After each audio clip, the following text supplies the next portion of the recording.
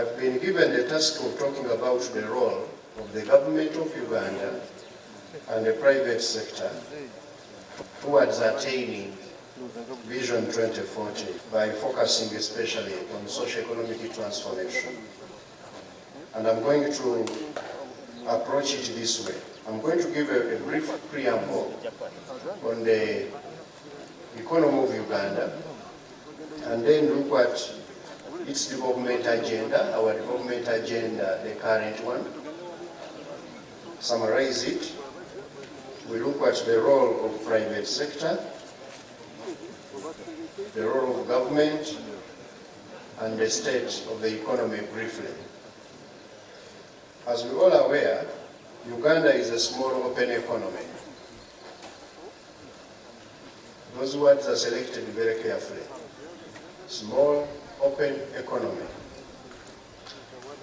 Small not in terms of the size of the country, but in terms of the size of the GDP. That's how we measure economies. It's predominantly agrarian, still predominantly agrarian. Our total GDP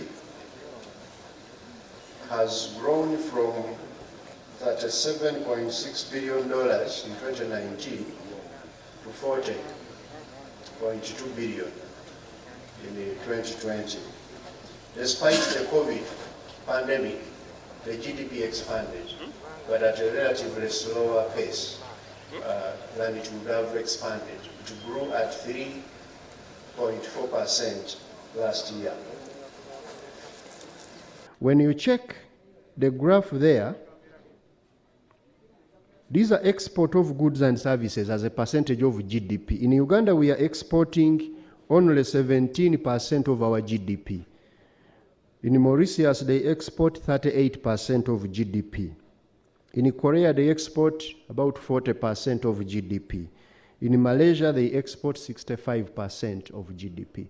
So we need, as private sector, to look at how do we inculcate in ourselves export discipline.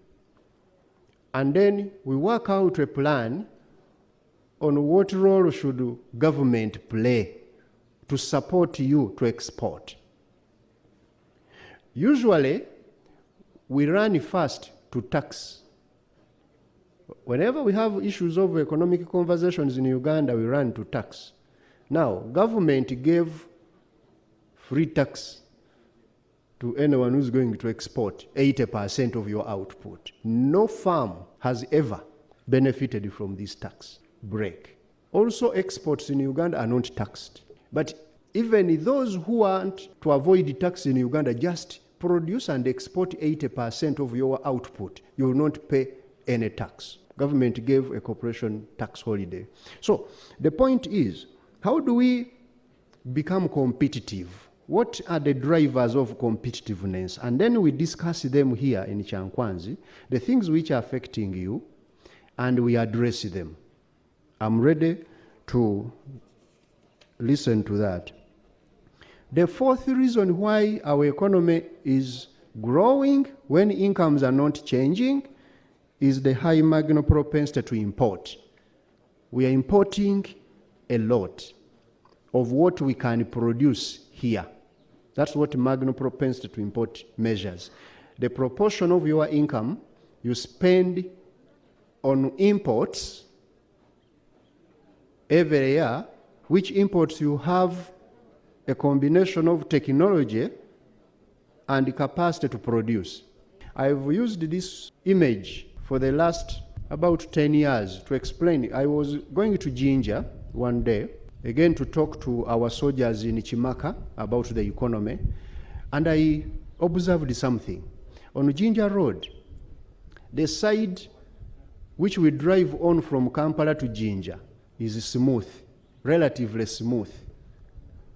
The other side which comes from Jinja to Kampala is rough. It has actually sunk in certain areas. It used to be so pronounced around Weyogerere Namanve.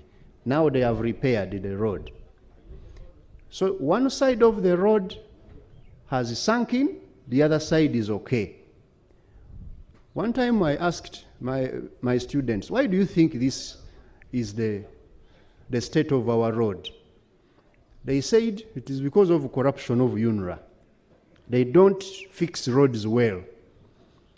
Now, there, somebody was as if saying that the UNRA thieves are so strategic that they steal money for one side and they fix the other side better. The problem is not UNRA. The problem is having weight on one side of the road.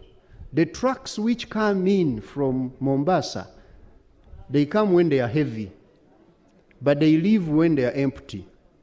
So they don't create damage on the road, on the side of the road which should be taking exports. They create damage only on one side where the imports pass. So that Jinja road we have is the balance of trade of Uganda. It is written there on the road. And we need to change that.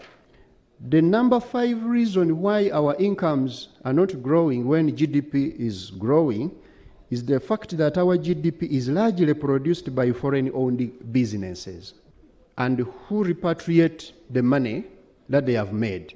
I made a sample there of the top contributors of our GDP. MTN, Nile Breweries, Coca-Cola, ShopRite before it went, it was representing wholesale, trade and retail.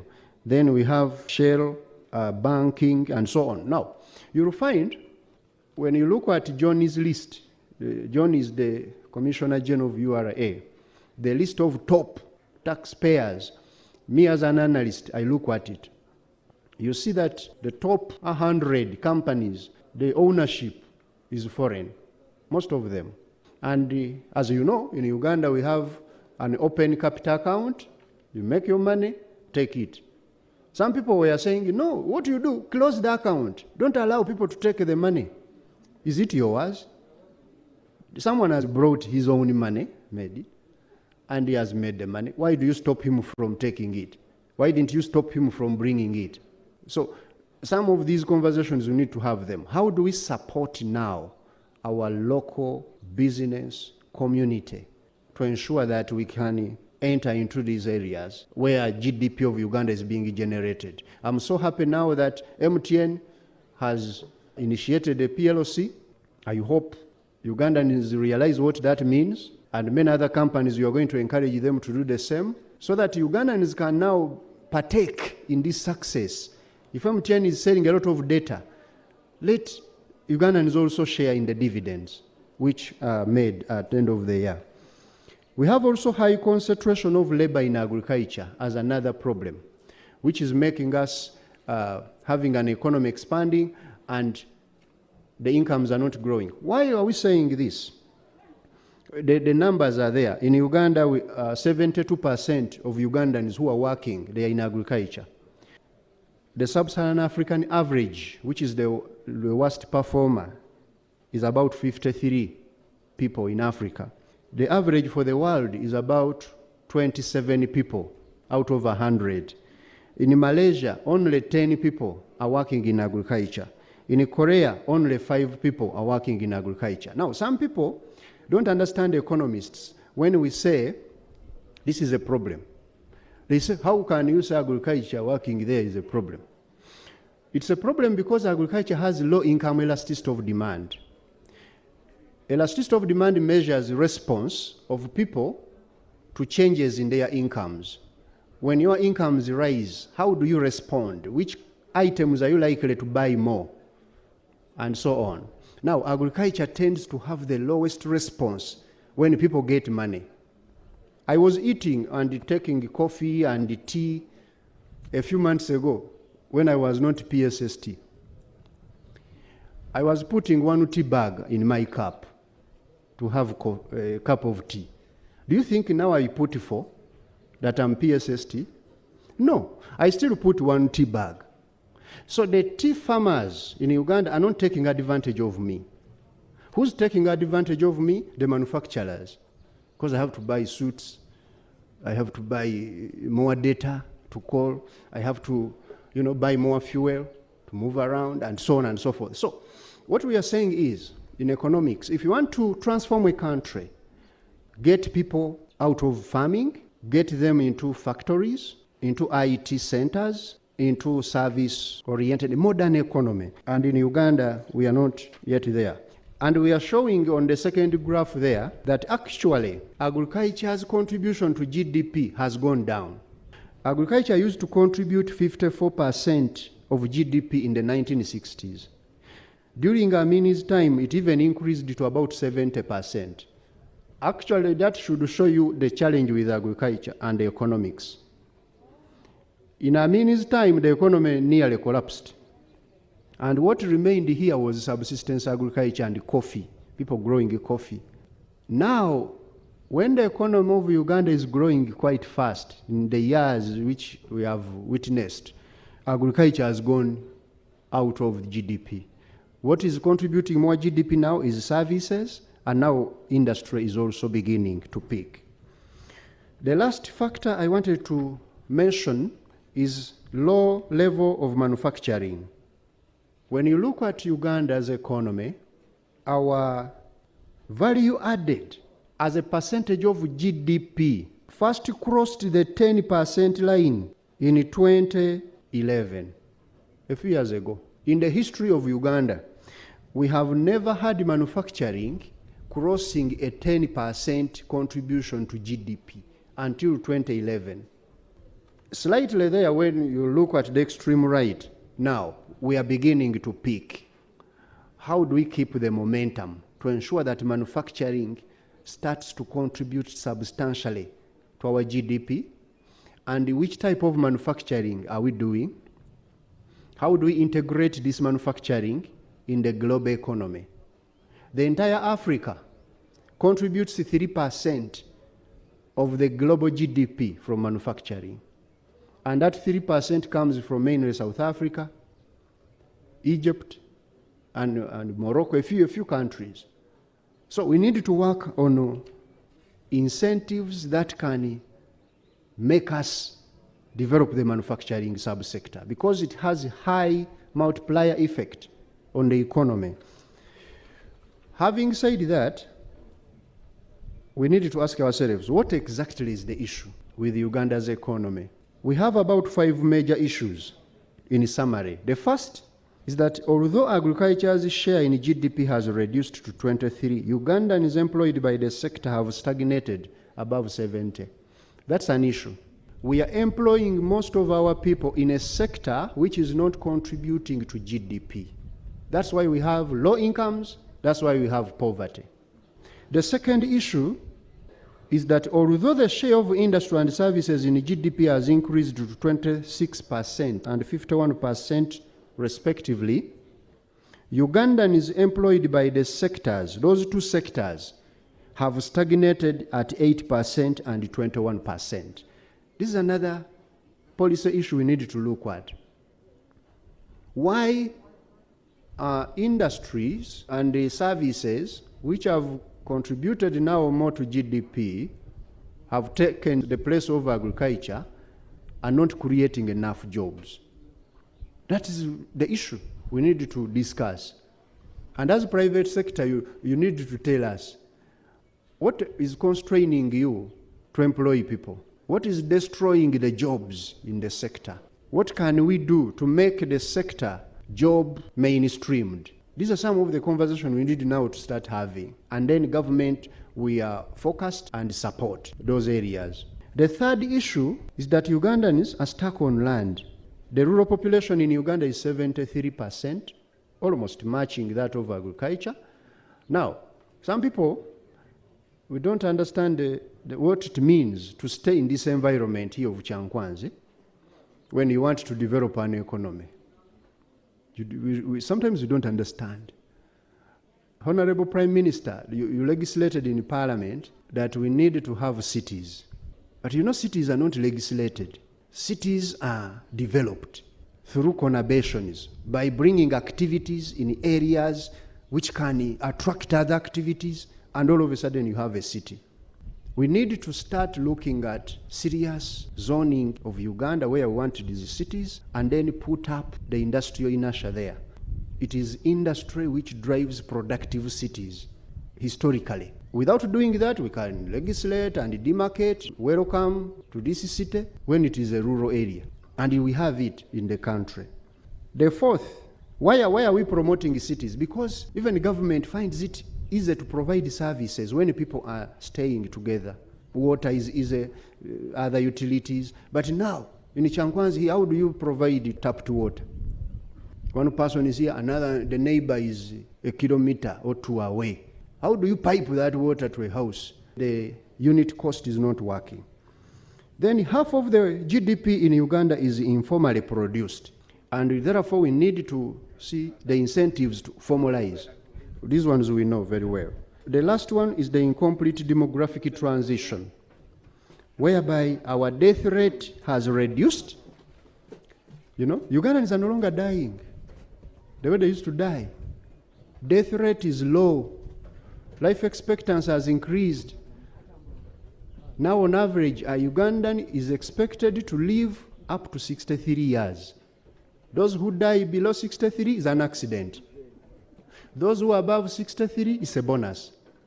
But now you'll find, even when the life expectancy has increased, fertility rate is stagnant. It's not reducing at the pace it should be reducing. What is the reason? That's what we need to interrogate and address. Now, our development agenda. The current development agenda of Uganda is enshrined in National Development Plan 3, NDP 3. That book, I know private sector, you don't have time to read things. I've read on your behalf that book. It's a very good plan, or in terms of ideas. But we now supposed to reduce it to implementation plans of those ideas. And then when I arrived the first week as PSS in finance, I told my colleagues, from today, the National Development Plan is going to inform the budget. And to inform the budget, NPA go and do program implementation action plans, how each of those 18 programs is going to be implemented. And they went and did those PAPs. That's what is informing our budget now. We are in the budgeting process. And here also we shall get your views. But by and large, let me tell you, in Uganda, whatever we are discussing, we have discussed it before. And it is written in that book. What is needed now is the discipline of reducing it to actionable plans, and we implement it. So the goal of that plan, to summarize the plan for you, is to increase household incomes and by extension to improve the quality of life of all Ugandans. The vehicle to achieve this has been identified: industrialization, employment, and wealth creation. No rocket science needed. Before we do these things we have mentioned here, we shall try other things, we shall not succeed. The objectives of our industrialization agenda under Vision 2040, they are three. Only three major objectives for our industry. Number one, we want manufacturing sector to contribute 31% of the GDP of Uganda by 2040. Currently, I've shown you, it just crossed 10% recently. We want it to go to 31% by 2040. Secondly, we want the manufacturing sector to employ 26% of the labor force. The jobs should be in industry. And number three, we want our manufacturing sector to produce 50% of our exports, because that's where the money is. You export manufactured goods, you earn a lot of money. Despite the COVID impact, this agenda is still valid, and we are going to implement the same agenda going into our next year's budget.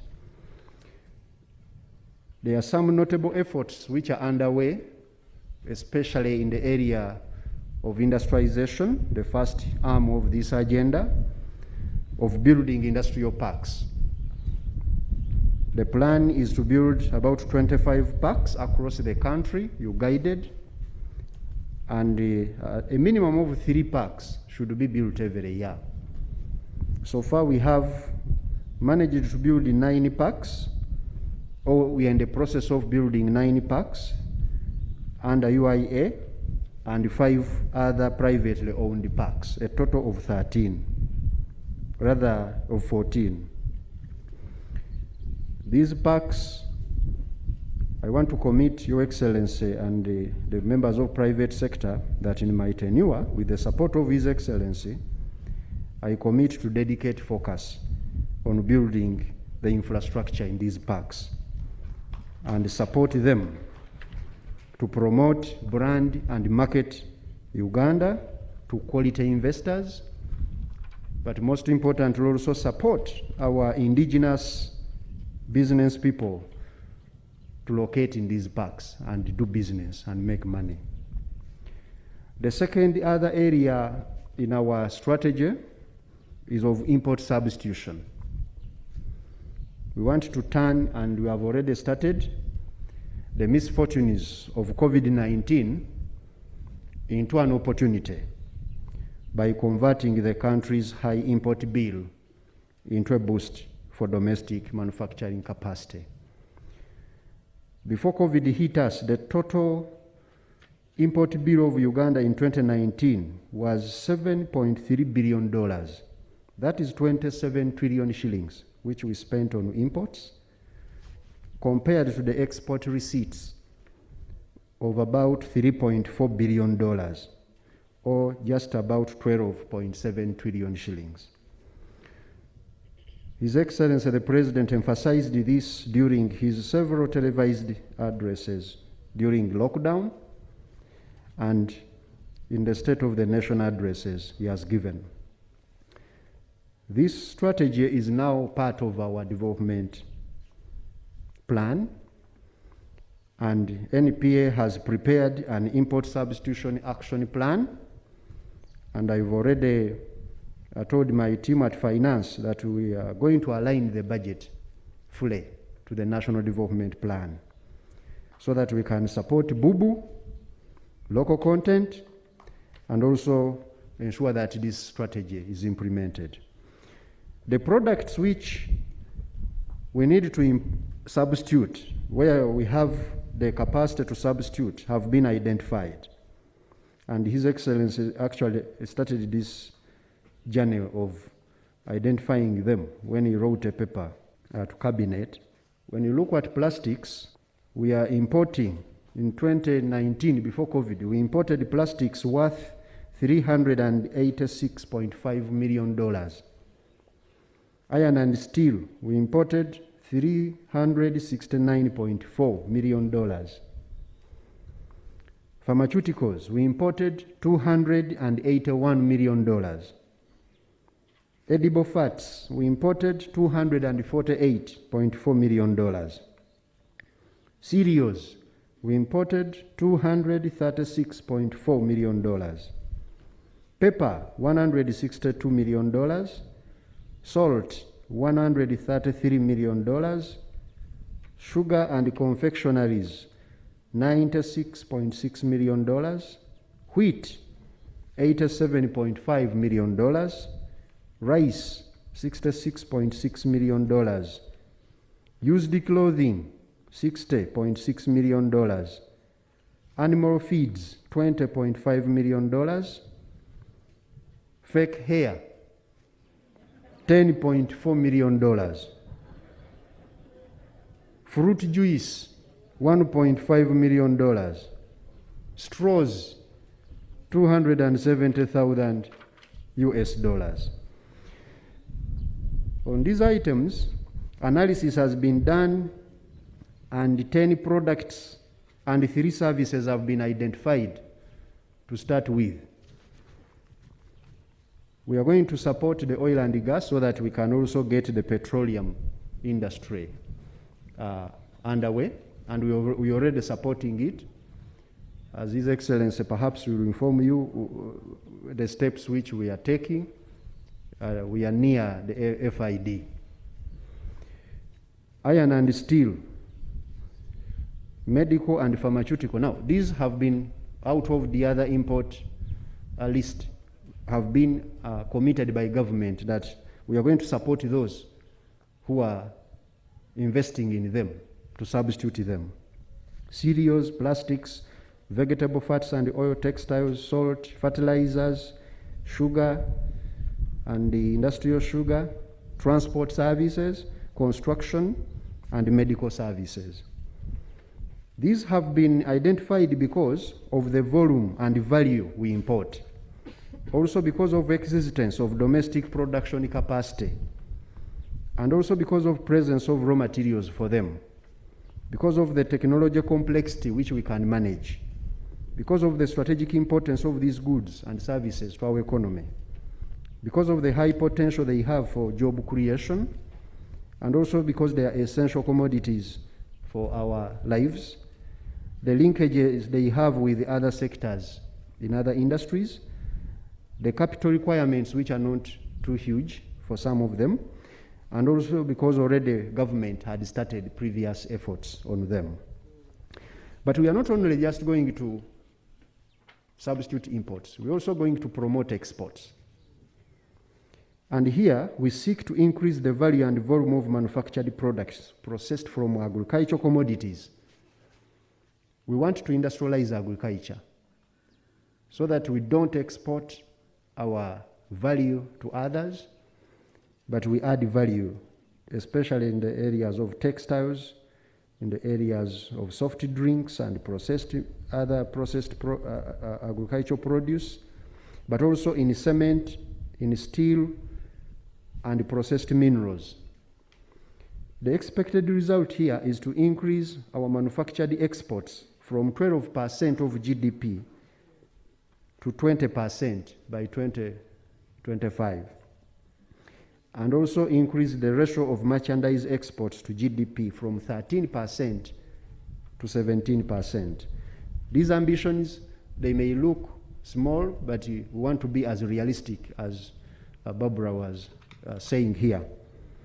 The main focus in our export promotion is supporting SMEs to export to regional markets and also to sustain our market share in ESC, expand it in COMESA, but also take full advantage of the African Free Continental Free Trade Area when it starts, to increase our export capacity to Middle East.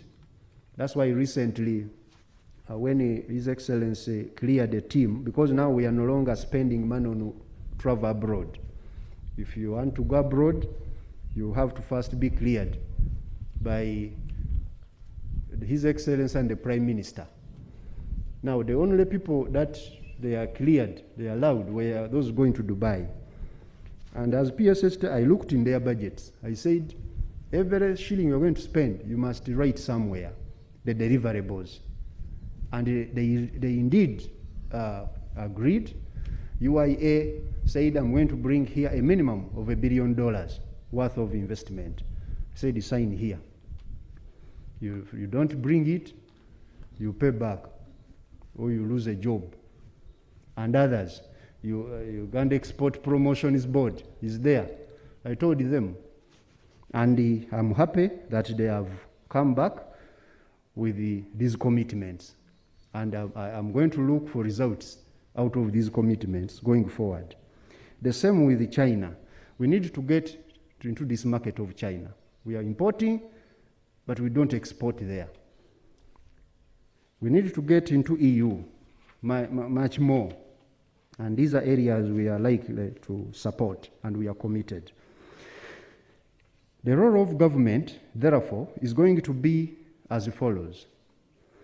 We want to support government fully to provide the political stability and security, as well as favorable macroeconomic environment. That's the first fundamental, the security. Second, we want to introduce and enforce policies and regulations, as well as incentives that promote the private investment.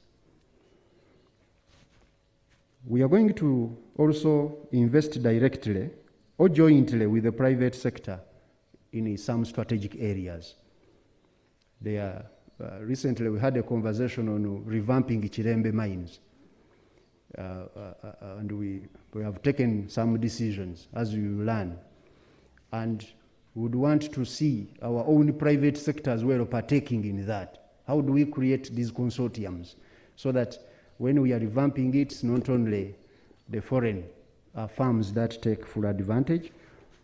And I think now that we have the investment arm of the state, the UDC, we need to leverage fully our resources to experiment in those areas which are beyond our comfort zones. We are going also to continue lending at preferential interest rates to private sector investments in key sectors, especially via UDB, and also provide tax benefits to key private sector players in selected sectors so that they can be competitive, and promote the local content policy beyond just words in ensuring that the contracts that government is signing every year, these trillions of shillings, we have at least 40% remaining in the country.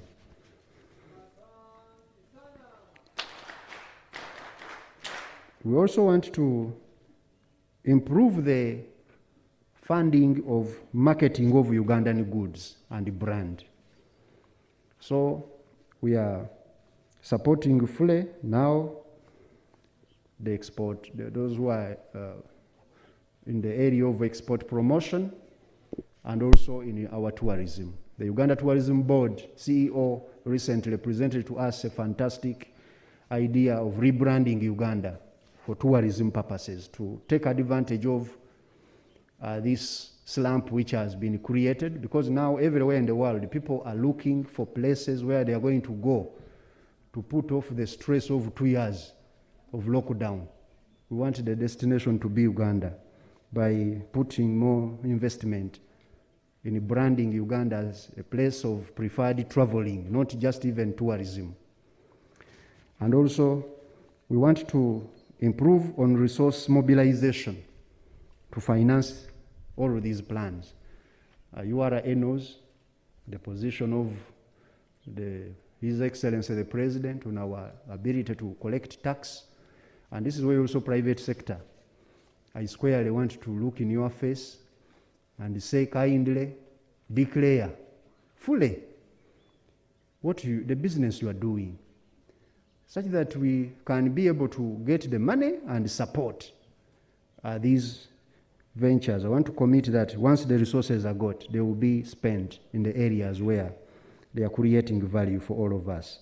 We want to promote a development-oriented mindset also as government. And I'm happy that I'm saying this in this forum where we are in Chankwanzi with the private sector. As I said at the beginning, I've been driving here for 12 years to talk mainly to government people and a few other youth maybe. But now to see CEOs of our private sector, that they are coming to see that what we are hearing about Chankwanzi is actually perhaps not what it is. Keep coming, you will be able to see what this can actually create for us. We want also to re-engineer our public service to be pro-business, to take decisions quickly, to reduce bureaucracy, to reduce corruption. And that's why we are now investing in systems, automating government, and beginning next year, the central government votes, we have already written to them, they must procure online. It's going to be e-procurement, not sitting in rooms. We are working hard to ensure that these systems are robust. That's the only way we can be able to reduce the red tape, fight corruption, and so on.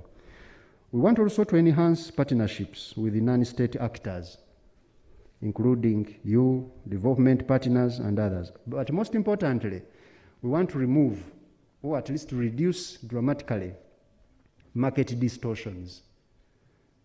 There are a number of distortions also which are affecting us. I will give you an example.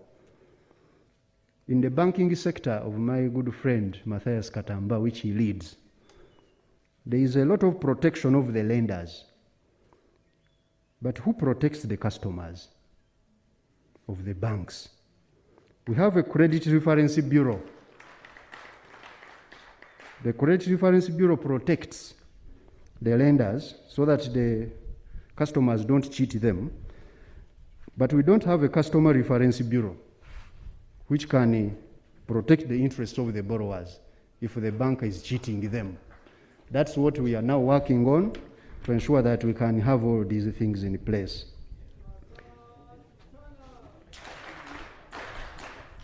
Finally, the role of private sector. As government, we do our role. We also hope private sector could be able to do certain things. The first one is what I already mentioned. Kindly pay your taxes. Don't hide books of accounts.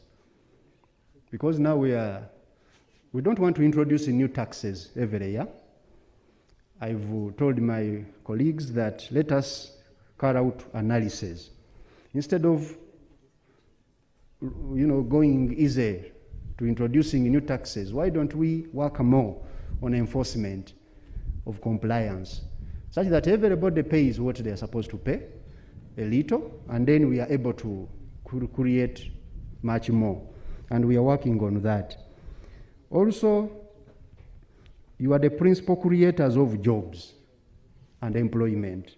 Over 90% of the jobs in formal and informal sectors, they are created by the private sector. How do we ensure that we create enough jobs, but not only enough jobs, but good jobs, the quality of jobs? What role can we play as government? Because now the challenge we have in this country is unemployment of younger people. When they had His Excellency announcing my name that I'm now PSST, I don't know how many CVs I've received. And these are first-class young people and the first-class degrees. I have a file, I told the secretary, it has grown of CVs. So the good jobs. And also deliver the critical goods and services to the public at affordable prices. 38% of our NDP3 also is going to be funded by the private sector.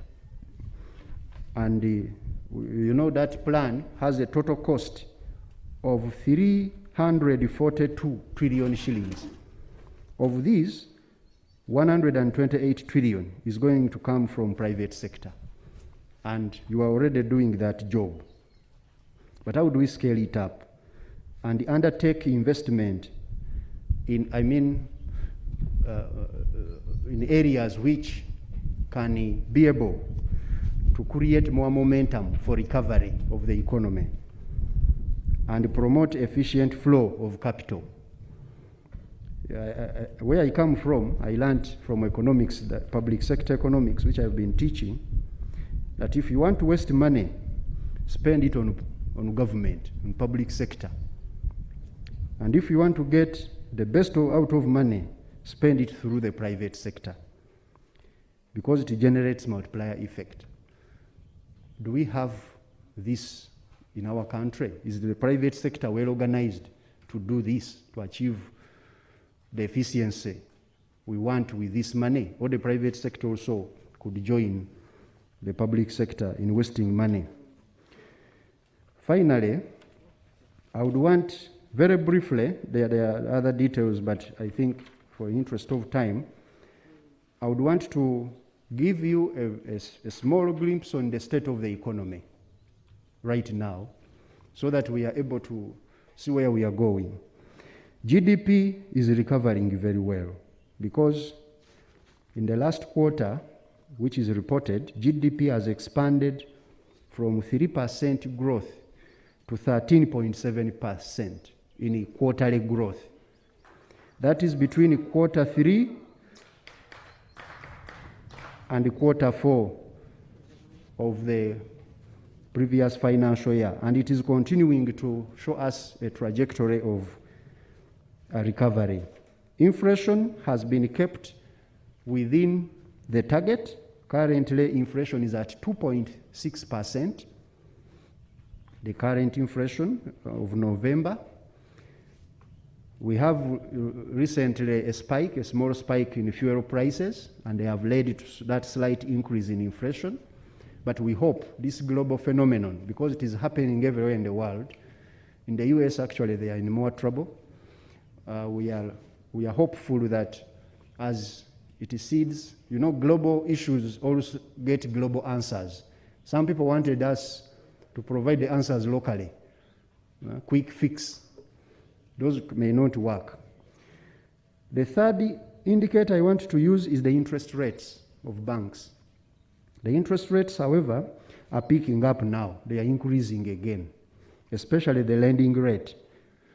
The lending rate has increased to 19.2% in October from a low of about 16.7% in July.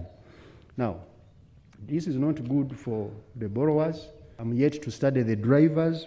The Bank of Uganda will help us. But we need to have this conversation. Why have commercial banks failed to reduce lending rates, even when some of the factors which accelerated these rates have been addressed, or they are being addressed? We used to say Ugandans are not traceable. Now Ugandans are traceable. We have a national ID. We used to say infrastructure is very poor. Now electricity is stable. The roads are fixed, and so on and so forth. We used to say we don't have long-term finance. Now NSSF is collecting about 15 trillion, has about 15 trillion. A large bit of it is in banks. So we need to look at these drivers. What is driving this stickiness in the rates? Because this is something which people are complaining about, and also it's failing our economy. But also, most importantly, how would banks willing to have a conversation with the businesses which have been hit by COVID, with us as government? This, Matthias, we have discussed this before. There are businesses which have been closed for 2 years because they were not easy to space, rather to follow the SOPs. Now, these businesses, some of the businessmen have come to my office and they are saying, banks are charging me the interest full on that money which I have not used for 2 years. My business has been closed. And I went to restructure with them. Now they are saying, no, the restructuring was just to help you to pay in the future, but you're going to pay the whole of it. Which conversation should we have so that we are able to see how do we share in the losses? The principal shouldn't be lost, but at least the interest. How do we share in it? These are conversations we need to have. The exchange rate, I want to report, it has appreciated in recent days, recent months, partly due to the reduced imports, but also because of the recession which has been going on in the global economy. We shouldn't celebrate this, and we are watching it as those who are in the economy. Finally, in the state of the economy is the balance of trade. The balance of trade has worked in such a way that the exports and the imports have reduced due to COVID. The imports were $932 million in July. Now we imported in October 511.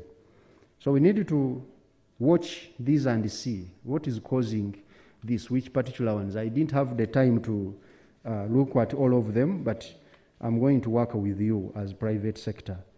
And please, just to know, we are a listening government. Come and we have a conversation with the private sector on issues that affect private sector. The business tendency is showing me, business tendency tests the view that private sector has on the economy. It is showing me that you are, as CEOs, business executives, you are increasingly becoming optimistic about the recovery of the economy.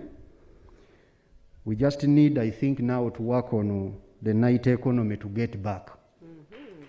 Your Excellency, night economy, I was told by some economists in their book that money tends to move faster in the night than during the day. So if we want the velocity of money to increase and we recover the economy fully and faster, we need in January, as you promised, to have the economy fully reopened. And as government, we are taking steps to ensure that we open safely by vaccinating people and also by ensuring that we put in place mechanisms of supporting the business community to recover. Thank you very much.